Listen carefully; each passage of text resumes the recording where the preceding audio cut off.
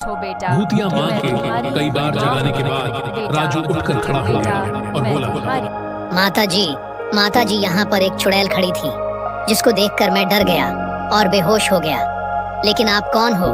आप तो यहाँ पर नहीं थी। बेटा, मैं तुम्हारी माँ हूँ। क्या? मेरी माँ? क्या मजाक कर रही हैं माता जी? मैं मजाक नहीं कर रही हूँ बेटा, मैं सच्ची में तुम्हारी माँ हूँ। माता जी, यह संभव ही नहीं है, क्योंकि मेरी माँ वर्षों पहले इस संसार को छोड़कर चली गई है। मेरे पिताजी ने बताया था कि जब मैं छोटा था तभी एक हादसे में मेरी माँ की मृत्यु हो गई है। बेटा, वो हादसा नहीं था, वो मर्डर था। मर्डर सोची समझी साजिश थी। इस साजिश को किसने अंजाम दिया, आज तक मुझे पता नहीं चल पाया। क्या? लेकिन आप मेरी माँ हो, ऐसा कैसे हो सकता है? आप तो जिंदा हो, मेरी माँ तो मर चुकी है। बेटा, डरना नहीं, मैं वही भूतिया माँ हूँ जिसे देखकर तुम बेहोश गए थे। मैं अपना रूप बदलकर तुम्हारे सामने खड़ी हूँ। ठीक है, आप अपने असली रूप में आइए तो मैं मानूंगा कि आप वही भूतिया माँ हो। ठीक है बेटा, मैं अपने असली रूप में आती हूँ, लेकिन डरना नहीं बेटा।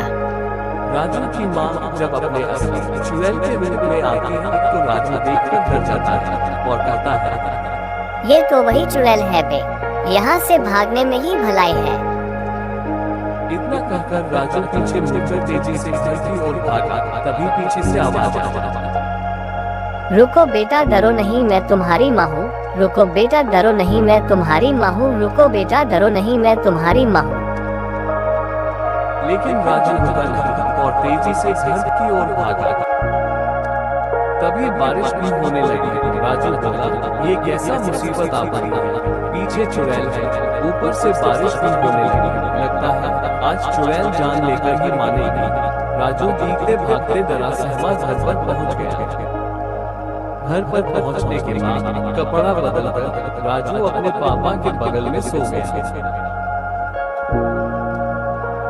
सुबह हुआ तो राजू के पिताजी ने देखा कि राजू उनके बगल में सोया है, तो राजू को आवाज आई, राजू बेटा, क्या हुआ बेटा? तुम मेरे बगल में क्यों सोए हो? कोई डरावना सपना देखा क्या?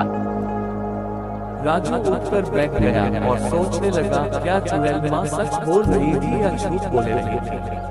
अगर सच बोल रही होगी तो वो मेरी माँ है, इसका पता लगाना पड़ेगा। ये सोचकर अपने पिताजी से पूछा, पिताजी, माँ की मृत्यु कैसे हुई थी? माँ को क्या हुआ था? क्यों बेटा, ऐसा क्यों पूछ रहे हो? माँ की याद आ रही है क्या?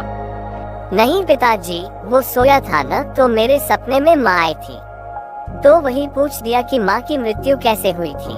वैसे पिताजी, माँ की मृत्यु कैसे हुई थी इसके बारे में कभी आपने बताया नहीं। लेकिन बेटा, मैंने तुमको बताया था कि तुम्हारे माँ की मृत्यु कैसे हुई थी।